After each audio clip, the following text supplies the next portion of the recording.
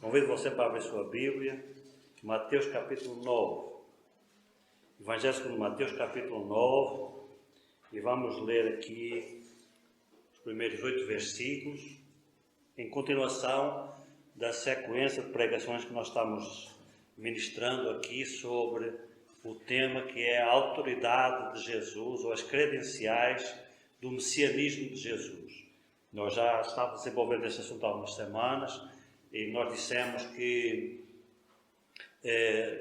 o Evangelho segundo Mateus apresenta o nascimento de Jesus no início, a genealogia, mas é a partir do capítulo 4 do Evangelho de Mateus que nós começamos a ver o início do ministério do Senhor.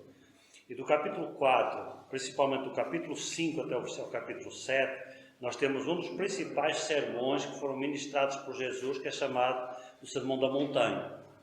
E Jesus falou coisas muito importantes e muito fortes nesse sermão. Algumas dos ensinamentos eles eram confrontantes e contrastantes com aquilo que eram os ensinamentos da liderança religiosa de Israel. Então, Jesus entrou numa rota de colisão em relação àquilo que era o padrão que era ensinado pelos líderes religiosos. E, porém, a sua pregação era muito poderosa, ele pregava com muita autoridade, só que havia um questionamento, e o questionamento era este: com que autoridade Jesus falava essas coisas, não é? E esse questionamento, como nós também já dissemos, ele era legítimo, não era nenhuma blasfémia fazer essa pergunta, porque outros já tinham se levantado antes de Jesus, dizendo que era o Messias, porém, com um pouco de perseguição, esses movimentos acabavam se dispersando com a maior ou menor facilidade. E então era urgente para Jesus provar, demonstrar, através de documentos, que ele era verdadeiramente o Messias.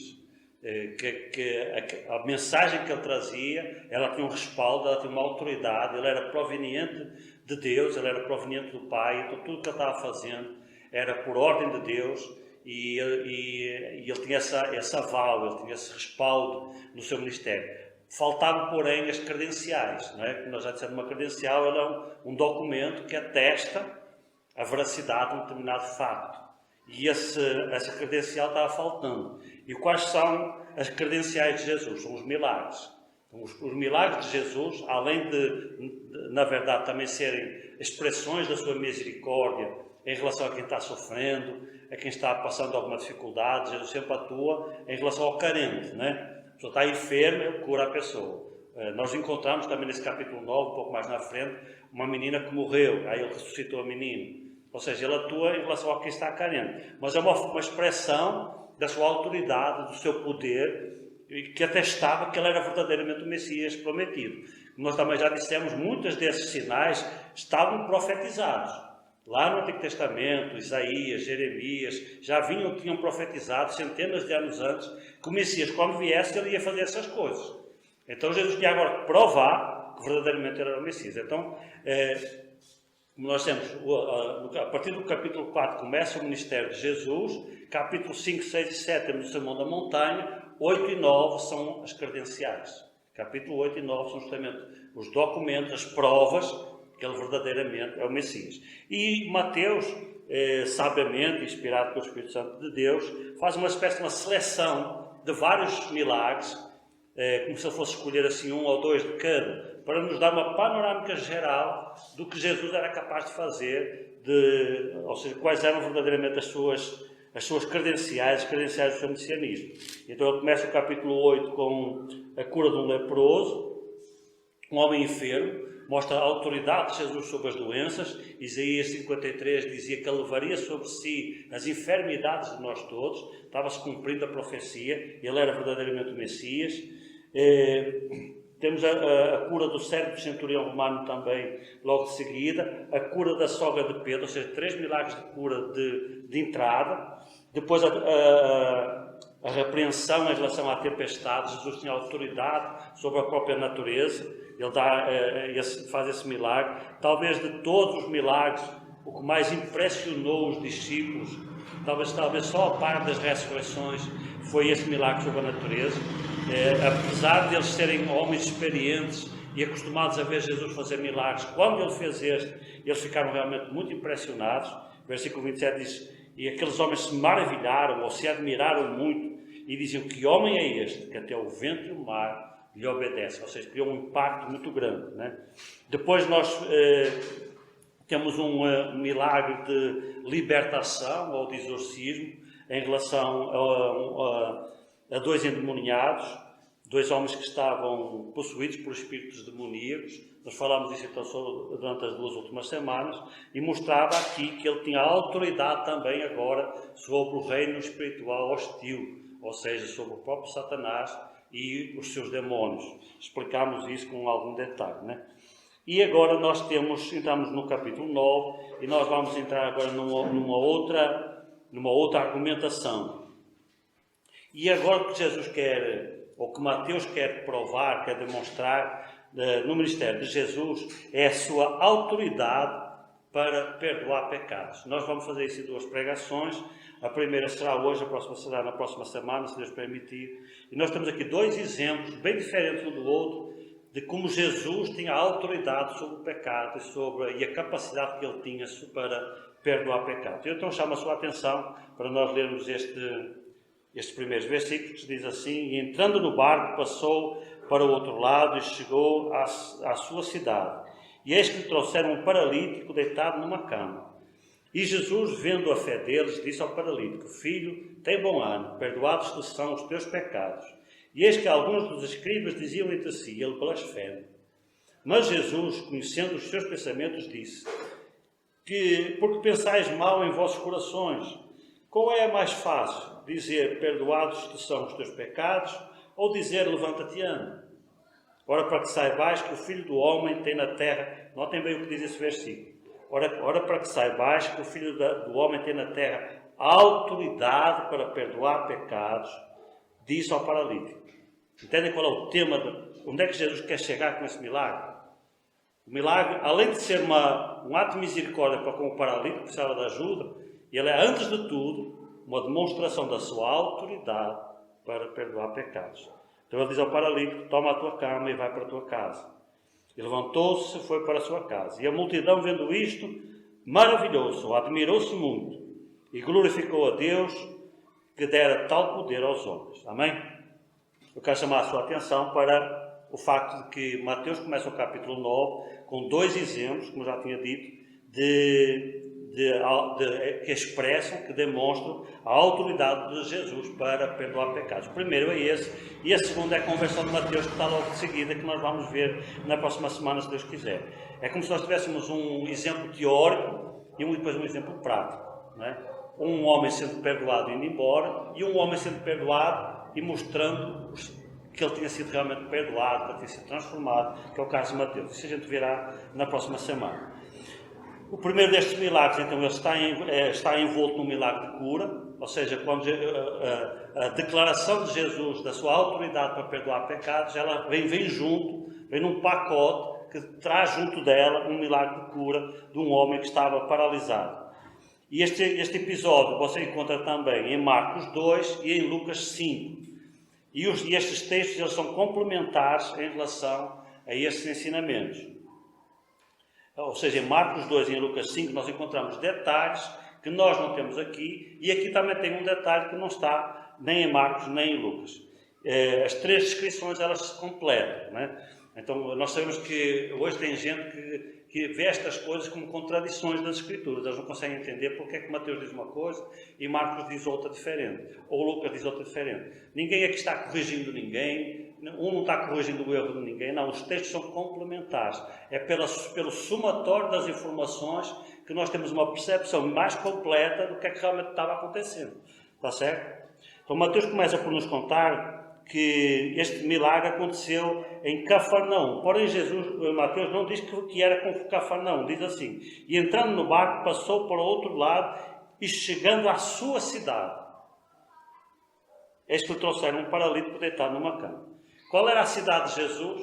Bem, alguns vão dizer que era Nazaré, né? Porque ele era galileu, nascido na Galileia, então a sua cidade seria a Galileia, ou na cidade de Nazaré, por isso que ele também é chamado do Nazareno, né? Jesus de Nazaré. Outros poderão dizer que a cidade de Jesus é a cidade do grande rei, porque foi lá, na realidade, que ele foi depois apresentado. Na realidade, ele nasceu em Jerusalém, né? Ele nasceu, quando os pais foram para o recenseamento, ele nasceu lá. Então, alguns poderiam dizer que ele é de Jerusalém. Então, de onde é que vem Cafarnaum? Cafarnaum foi a cidade que Jesus adotou como a sede do seu ministério. Quando ele começou o seu ministério, ele adotou esta cidade. Alugou uma casa lá e ele morava naquela casa. Vez perdida, ele ia lá, voltava em Cafarnaum, se restabelecia e retornava de novo para o seu ministério. Então, era como se fosse uma base oficial do seu ministério, era em Cafarnaum. Aqui o texto não diz que era Cafarnaum. Como é que a gente sabe? É Marcos que diz que é Cafarnaum, né? Essa cidade era em Cafarnaum. E o texto também não diz... se você for ler, por exemplo, Lucas, vai dizer que nós vamos ver que ele estava numa casa. Jesus chegou e estava numa casa, e essa casa estava cheia de gente, e quando levaram esse paralítico para Jesus, ou seja, você vai ver que essas informações já vão se somando. Mas Marcos acrescentou um detalhe que Lucas não fala nem Mateus, é que essa casa era dele. Isto aconteceu na casa de Jesus. Este milagre aconteceu na própria casa de Jesus, na tal casa que ele tinha alugado, onde ele ia de vez em quando para se refazer e para se relançar no ministério. Então, onde é que este milagre acontece? Acontece em Cafarnaum. Porque é que Cafarnaum é sua casa? Porque ele adotou essa cidade como sede do seu ministério, e este milagre acontece na casa de Jesus, na própria casa de Jesus.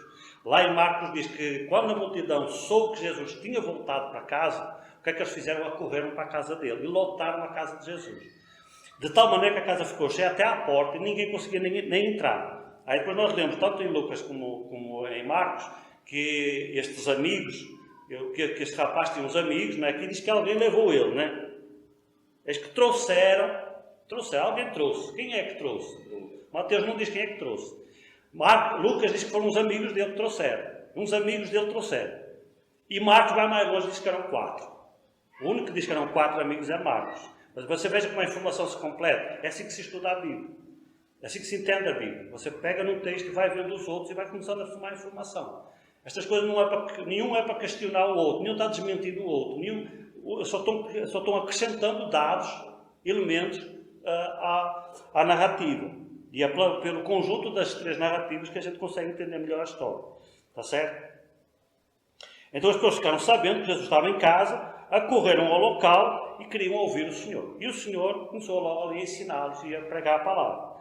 E junto com essas pessoas também foram alguns dos religiosos, dos líderes espirituais de Israel, os chamados fariseus ou escribas. Também foram para aquele local. Por isso é que nós lemos que alguns deles, que eram desses escribas, começaram a razoar quando Jesus perdoou os pecados. E Lucas e Marcos também acrescentam que a casa ficou lotada até à porta, de maneira que ninguém conseguia entrar. Então, Marcos é quem acrescenta o detalhe sobre estas pessoas, dizendo que o paralítico foi levado por 4 amigos, que não conseguiram entrar porque a porta estava lotada de gente, e que resolveram então ir à volta, subiram ao telhado, abriram um buraco e fizeram descer o seu amigo até à presença de Jesus. E então, quando Jesus vê este interesse tão grande destes amigos em ajudar o seu amigo doente, que o esforço que eles fizeram, indo além dos limites, não é? Porque seria normal, eles chegaram ali, a porta está lotada, não conseguiam entrar e ir embora. Mas eles não desistiram, eles foram muito persistentes, muito perseverantes. Então eles resolveram encontrar uma estratégia alternativa, pouco ortodoxa, né? De abrir um buraco no telhado para fazer descer o seu amigo. Isso impressionou Jesus. Jesus ficou muito impressionado com a atitude daqueles rapazes, o amor que eles tinham pelo seu amigo, o esforço que eles fizeram para conseguir levar aquele amigo até à presença de Jesus. Isso impressionou Jesus, então nós lemos assim. E Jesus, vendo a fé deles, é como se Jesus tivesse curado o rapaz por causa dos amigos. Jesus ficou tão impressionado com a atitude daqueles quatro amigos, que viu a fé deles e disse ao rapaz: perdoados são os teus pecados. Mas Jesus perdoou ele, curou ele, por causa dos amigos dele. Essa é a lição principal que nós encontramos aqui. Então nós temos aqui um exemplo claro que confirma que os milagres de cura, eles tinham a função de confirmar a autoridade do Senhor. Por isso é que quando Jesus perdoa os pecados dele e depois ele ou sente a rejeição dos líderes religiosos e dizem que ele estava blasfemando porque ele não tinha autoridade para perdoar pecados,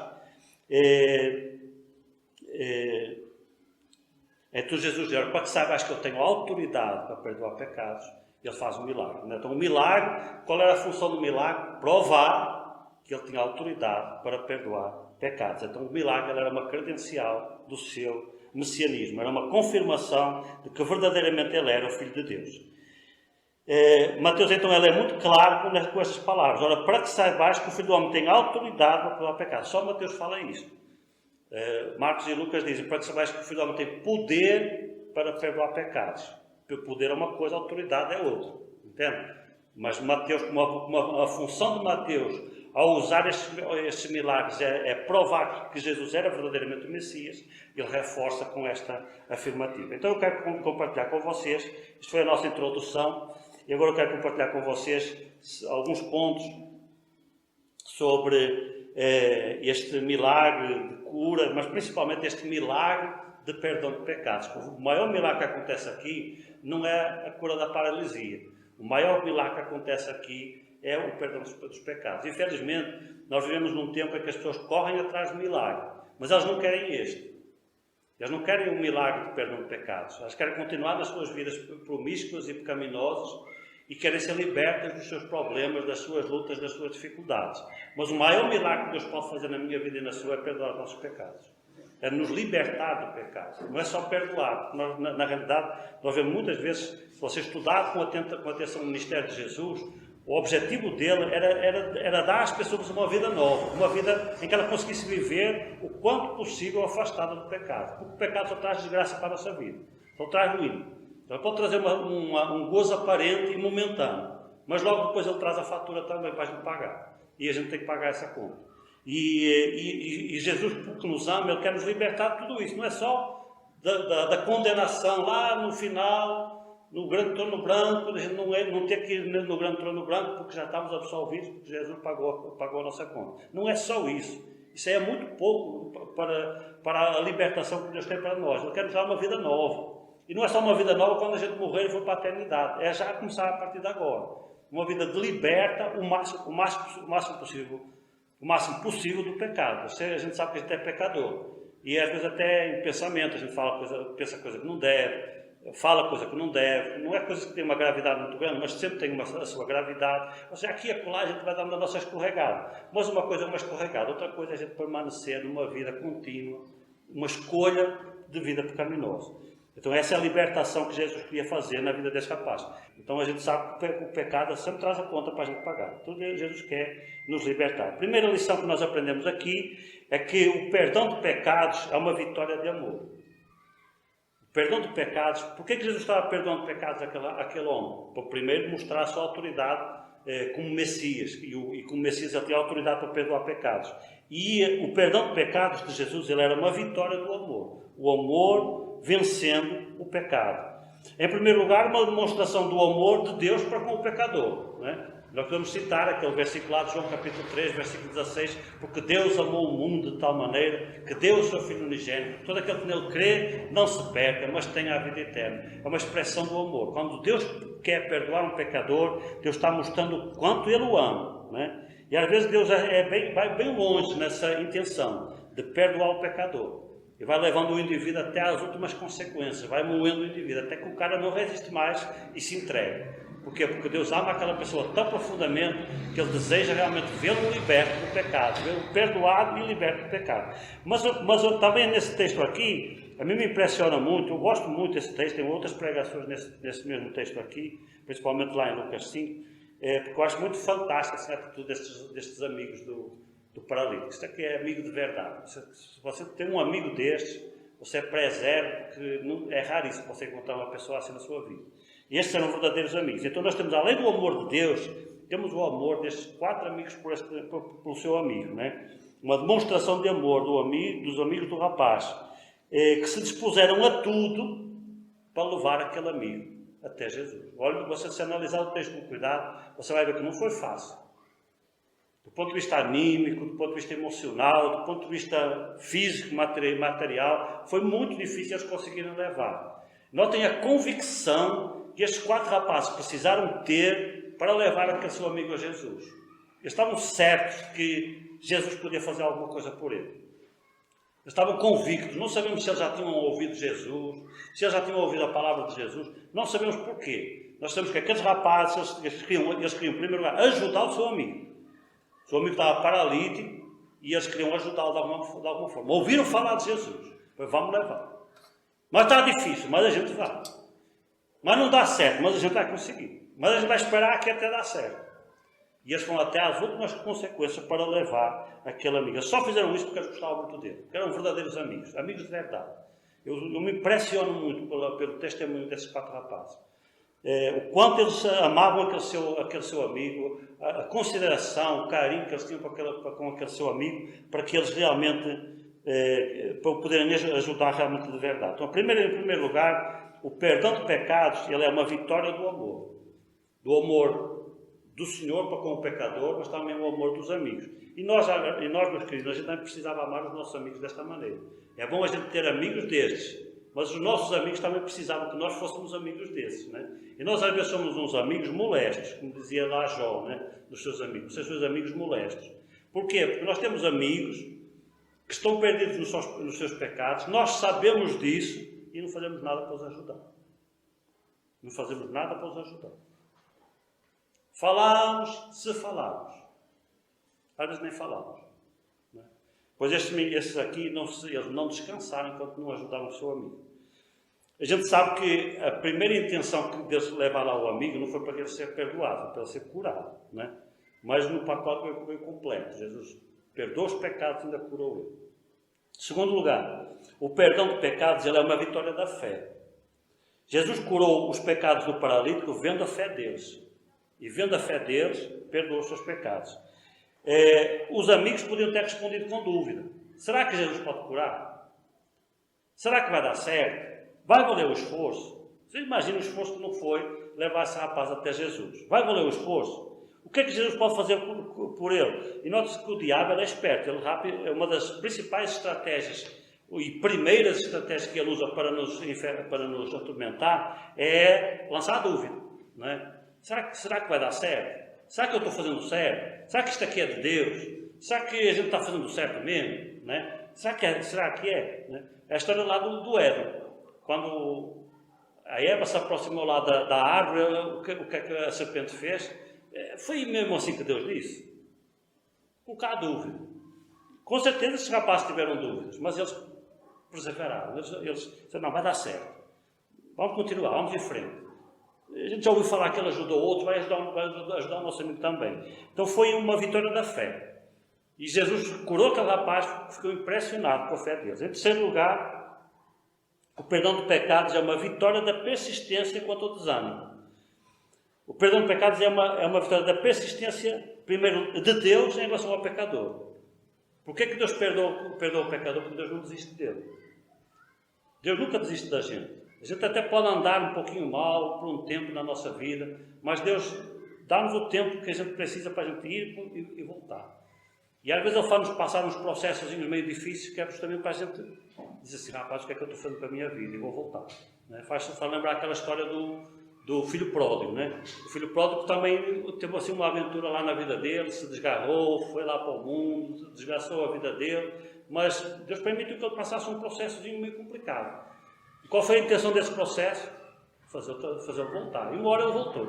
Deus é muito persistente em relação ao pecador. Deus não desiste do pecador. Deus só desiste de nós na hora que a gente morre. Na hora que a gente morre, aí já não tem mais jeito. Porque a morte é o limite que Deus nos dá para a gente decidir se quer ter Deus na nossa vida ou não. Né? Agora não deixe para você escolher só na hora da morte. Viu? Porque às vezes não dá tempo.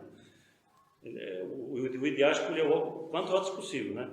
E essa é a intenção de Deus. Mas Deus é muito persistente em relação ao pecador. E mais uma vez os amigos.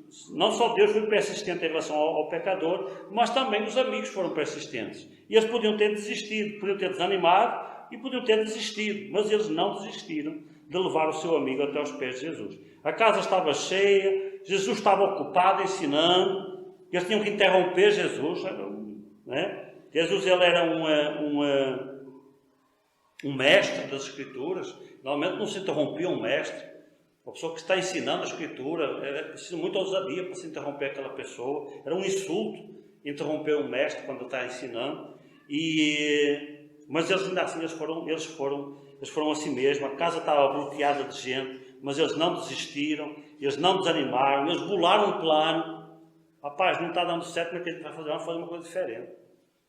Às vezes a gente precisa de usar assim, umas estratégias diferentes para conquistar os nossos amigos para Jesus. Às vezes a gente acha que a única estratégia é vamos para a igreja. Às vezes dá certo, você consegue convencer a pessoa e ela vem. Outras vezes não dá, a pessoa não vem. Você tem que pular um outro plano. Mas o certo é que você consiga levar a palavra até o coração dessa pessoa. Né? E nunca desistir dela. E esses amigos fizeram isso. Arrambularam um plano alternativo e conseguiram levar o seu amigo até os pés de Jesus. Foi pelo telhado? Foi pelo telhado. Tiveram que abrir um buraco no telhado? Foi, abriu um buraco no telhado. Não sei como é que a casa de Jesus ficou depois que aquele culto ali acabou, né? Ficou com um buraco lá em cima. Mas de alguma forma eles ali tiveram que resolver, a gente vai ver isso um pouquinho mais na frente. Né? Então, em quarto lugar, o perdão do pecado é uma vitória também da criatividade e da coragem. Porque foi preciso muita coragem destes homens e alguma criatividade para que eles conseguissem chegar com o amigo deles até os pés de Jesus. Se você perguntar a cada cristão como foi a sua experiência na sua reconciliação com Deus ou na sua conversão, você vai ver que você vai encontrar infinitas histórias diferentes.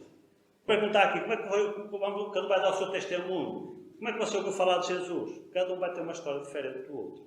Né? Até mesmo os jovens que nasceram num lar cristão, que frequentam a igreja desde menino, cada um tem uma história diferente, porque Jesus tocou o seu coração num momento diferente, de uma forma particular. É como se Deus criasse uma forma única para cada pessoa se encontrar com Jesus. Cada um tem o seu testemunho, é tudo diferente. Você veja a criatividade de Deus, a imaginação de Deus, para conseguir sempre ter uma versão nova para um novo indivíduo que vai conhecer Jesus, que vai receber Jesus na sua vida. Então, assim, a própria conversão é um ato de criatividade da parte de Deus em relação ao pecador. Também vemos aqui a criatividade e a coragem da parte dos amigos do paralítico. Eles também tiveram que ser bem imaginativos, né? Para conseguir bolar um plano alternativo. Não é normal a gente entrar na casa das pessoas pelo telhado, né? Pois eles bolaram o plano, rapaz, não dá certo. A gente sabe que antigamente as casas eram cobertas com uma espalha, né? Um negócio assim mais fácil de remover.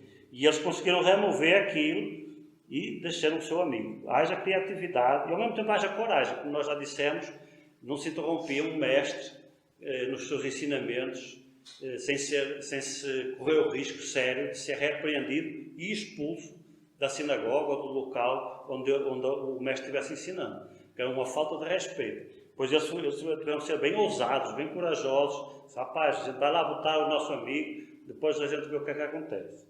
Amém? Quinto lugar, o perdão de pecados também é uma vitória do esforço coletivo. Você veja que para que este rapaz fosse perdoado e curado, houve uma junção de esforços grande para que isso acontecesse. Primeiro, Deus toca o coração para nós amarmos uma alma o suficiente para nos importarmos por ela e para queremos levar ela a Jesus. Como é que Deus começa a trabalhar? Muitas vezes Deus começa a trabalhar não é no pecado, começa a trabalhar na gente. E a gente começa a notar uma pessoa, rapaz, aquele cara ali, meu amigo, gosto dele, um cara bacana, mas eu nunca fiz nada por ele. E ele começa a se incomodar com aquilo, aí começa a orar. Ó Deus, toca o coração dele, me dá uma oportunidade de eu falar de Jesus para ele. Né? Às vezes tem gente que é assim meio travada, a gente tenta falar, mas nunca dá certo, porque a porta está sempre fechada. A gente começa a orar. Ou seja, Deus começa a trabalhar, não é no coração do perdido, é no coração do cristão. Começa a incomodar o coração do cristão. Olha por onde é que começa a obra. É um trabalho coletivo. Às vezes esse trabalho envolve várias pessoas. Você conhece outro irmão, tem outro cristão no seu ciclo de amizades, aí você vai e fala, rapaz, a gente nunca falou com fulano acerca de Jesus. Se a gente bolasse aqui um plano para a gente tentar levar ele na igreja, tentar fazer alguma coisa por ele, convidar ele para uma oração, vamos tentar fazer alguma coisa. Aí a gente puxa mais alguém para o grupo para a gente conseguir se animar. Aqui, para levar esse rapaz até Jesus, foi preciso 4. Só um não deu certo. Você já imaginou uma maca só com um? Não dá certo, né? Com 2 ainda dá, né? Mas fica uma coisa meio atrapalhada. Aqui é 4. Uma ação conjunta, humanamente, de 4 pessoas para levar aquela pessoa a Jesus. Paralelamente, ou seja, primeiro Deus começa a trabalhar na gente. Já somos cristãos para a gente se incomodar com o nosso amigo, nosso familiar, que ainda está nos seus pecados. Aí depois o Espírito Santo já vai trabalhando na pessoa lá. Aí começa a orar e o Espírito Santo começa a trabalhar na pessoa. Porque a palavra de Deus diz que quem convence o pecador não sou eu nem você. A gente não tem esse poder nem essa capacidade. Quem convence o pecador é o Espírito Santo de Deus. Ele convence do pecado, do juízo e da justiça. Aí o Espírito Santo, secretamente, sem você saber, já está trabalhando no camarada lá. Aí vai trabalhando no coração dele, vai chamando a atenção dele para isto aqui, para aquele detalhe ali, e o cara já começa a ficar sensibilizado. É por isso que às vezes a gente fica com medo de falar de Jesus com uma pessoa. E na hora que você fala, não é que dá certo, parece que a pessoa já estava pronta, né? Já estava madura, porque primeiro Deus trabalhou no seu coração, mas o Espírito Santo também já estava trabalhando do outro lado. Olha um esforço coletivo que não há aqui para levar essa pessoa a Jesus. Então o Espírito Santo já vai começando a trabalhar naquele coração, vai começar a quebrar a dureza, tornar a pessoa mais sensível ao amor de Deus, a sentir a presença de Deus, né? Vai começando a amolecer. Aí finalmente o pecador se encontra com Jesus para ouvir da boca de Jesus: Filho, tem bom ânimo, perdoados são os teus pecados. Ou seja, a conversão é um trabalho, um esforço coletivo, não é uma coisa de um só. Nós aqui, até Jesus fazer essa declaração para com o paralítico, muita coisa teve que acontecer antes. Vários esforços tiveram que se reunir para que aquilo acontecesse. E uma coisa interessante, você se ler este texto aqui de Mateus e Marcos capítulo 2 e Lucas capítulo 5, você vai ver que nós não lemos quase nada em relação ao paralítico. Quase nada. Como é que ele estava? Eu não lembro se ele estava bem, se ele sentia dores, se ele queria Jesus, se o paralítico pediu aos amigos. Nós não lemos nada. Nós lemos sobre os amigos, mas sobre o paralítico mesmo, você não lembra quase nada.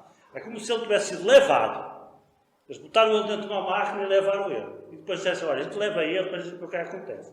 Se for lembrar uns anos atrás, quando eu aceitei Jesus no mês de junho. Aí eu tinha um amigo próximo. E quando eu aceitei Jesus, eu comecei a pensar nele. Rapaz, eu queria levar fulano. Mas o bicho era duro.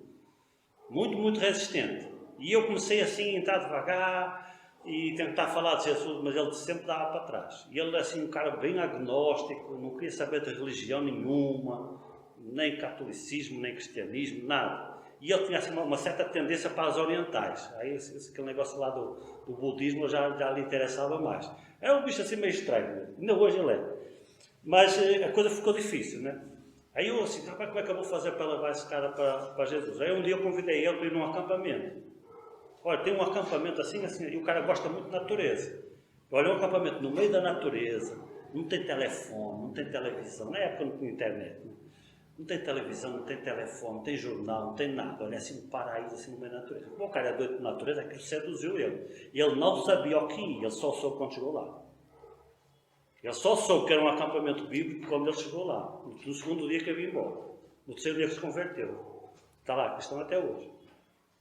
Né? Às vezes tem gente assim, que a gente não pode falar antes. Se calhar esse paralítico aqui, a Bíblia não fala muita coisa sobre ele. O que é que aconteceu com ele? Dá a ideia que ele, se calhar, foi levado pelos amigos. Talvez ele nem soubesse o que ia.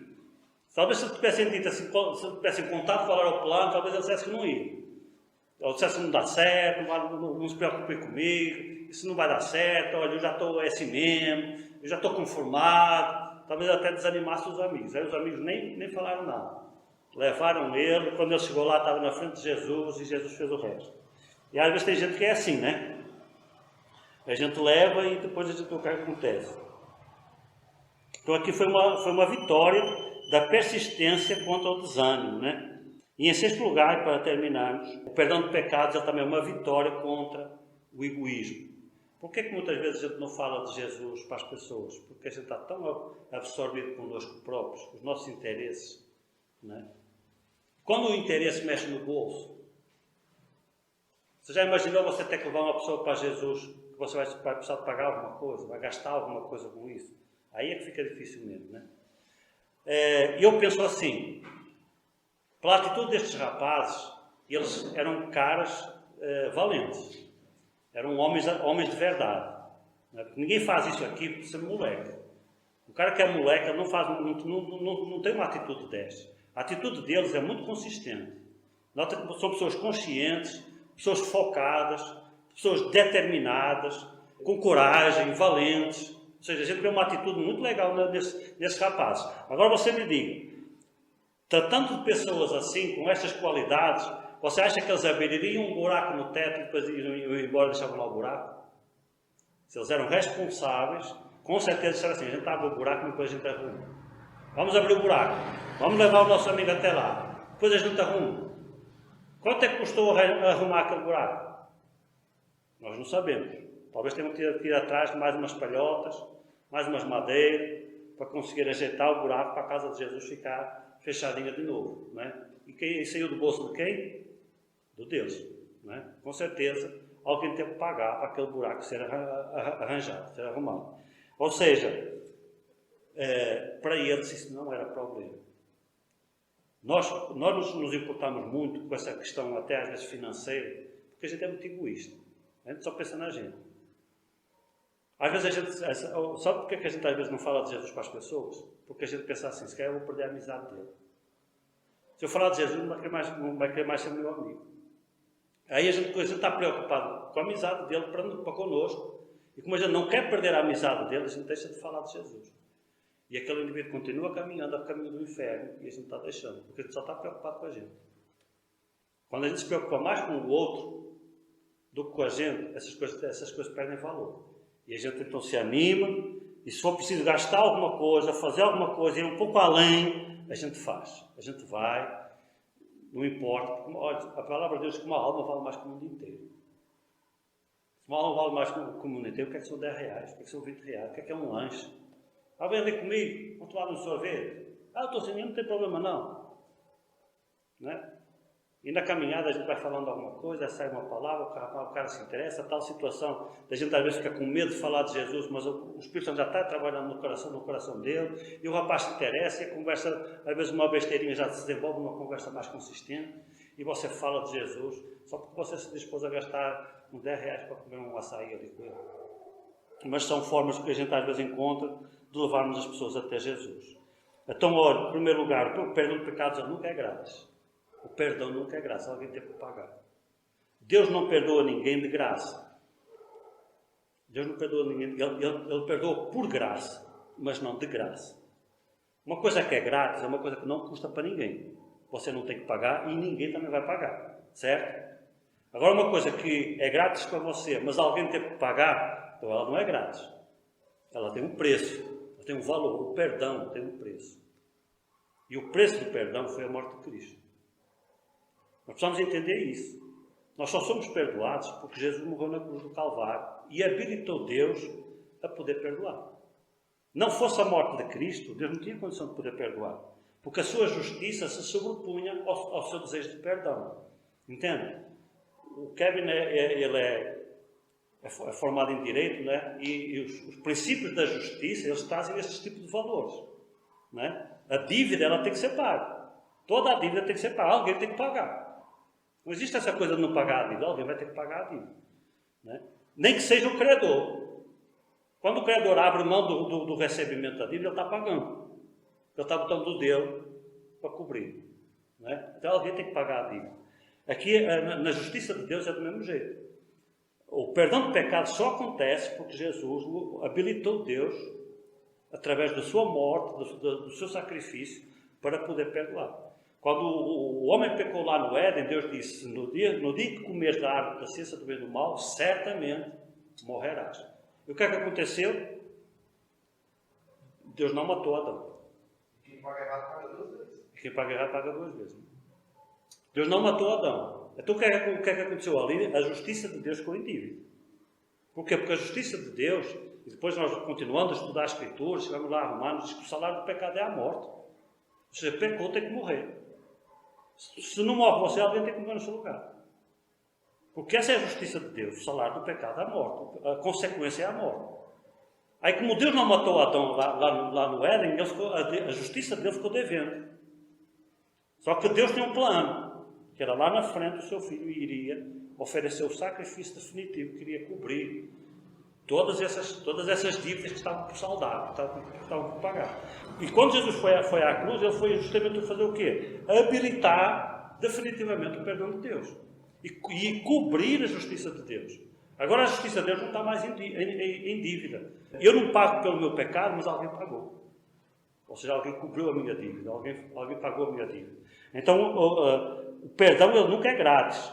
Para que Deus possa perdoar, Jesus teve que morrer na cruz do Calvário para realizar a obra da redenção e habilitar Deus a poder oferecer perdão, sem colocar a sua justiça em dívida.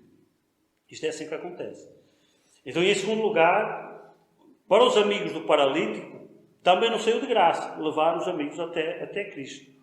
E eles se dispuseram a abrir um buraco no telhado, porque tinham certamente a intenção de depois restaurar e deixar aquele telhado do jeito que era para ser.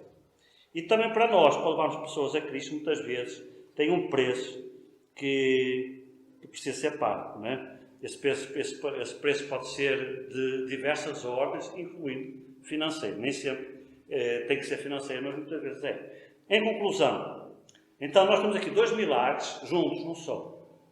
Temos um milagre de perdão, que é o maior milagre. É o milagre que nós mais deveríamos valorizar a este. O maior milagre de Jesus é o milagre do perdão. Por isso é fazê-lo antes do outro. É a prioridade. O mais importante, é o primeiro. Depois vem o outro. E o segundo milagre é o milagre da cura. Então, esta dupla de milagre conjunto, um está junto com o outro, né? Não dá para separar um do outro, os dois só acontecem juntos, e eles são o quê? São uma credencial para provar que Jesus era verdadeiramente o Messias, né? Por isso é que ele diz, para que saibais que o Filho do Homem tem autoridade para perdoar pecados. Eu te digo, toma a tua carne, levanta-te e anda. E assim aconteceu.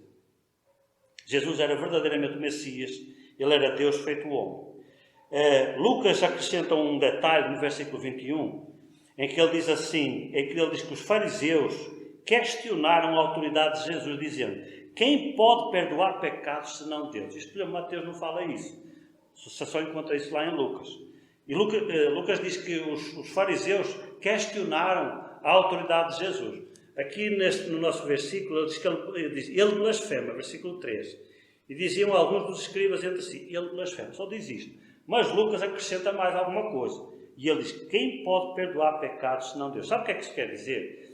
Que os rabinos judaicos, os ensinadores, os mestres, eles sabiam pela lei que só Deus podia perdoar pecado. Então, quando alguém aparecia e dizia, os teus pecados são perdoados, o que é que essa pessoa estava fazendo? Estava-se dizendo Deus. A leitura deles foi imediata, eles não estavam errados. A leitura deles foi imediata, eles sabiam que quando Jesus disse, perdoar os seus pecados, ele está-se fazendo Deus. Quem é que ele julga que é? Se fazendo de Deus, só Deus pode perdoar pecados. Notem que eles entenderam a credencial. Eles entenderam claramente a credencial.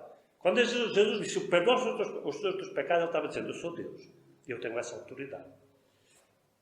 E eles perceberam claramente isso. Eles sabiam que o perdão de pecados é uma prerrogativa de Deus.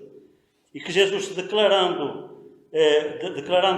o perdão de pecado, ele estava só ao mesmo tempo dizendo, eu sou Deus. Eu sou o Filho de Deus feito homem. Eu sou o Messias prometido. Amém?